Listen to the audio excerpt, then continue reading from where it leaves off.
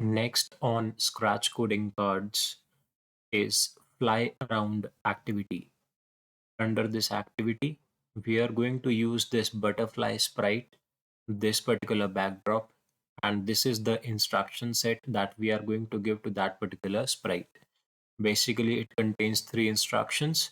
When spacebar is pressed, this particular sound should be played, and the butterfly should glide around at random position. In order to begin the activity, we will open our Scratch application in which we are going to create this project activity. Once it is opened, we will fit the application to our entire screen, and we will go to the sprite library and take the desired sprite from there. So from the search box, you can search for a butterfly. And once you click on this, this will take you to the game stage. We do not want the cat sprite, so we will delete this. Now we need to add a backdrop also. So from the backdrops library, we can search for the desired backdrop. Let's say this one.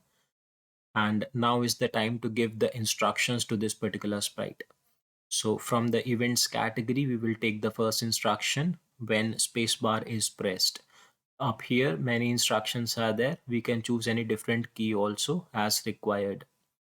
The next instruction will be to play a particular sound when we press this button. So we will take this instruction start sound, and here from the drop down list we can see the number of sounds available.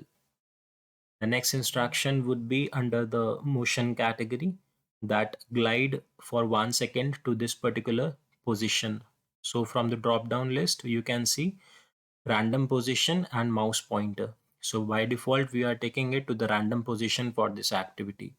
Now when we press the space bar, so the butterfly will glide around to random positions like this.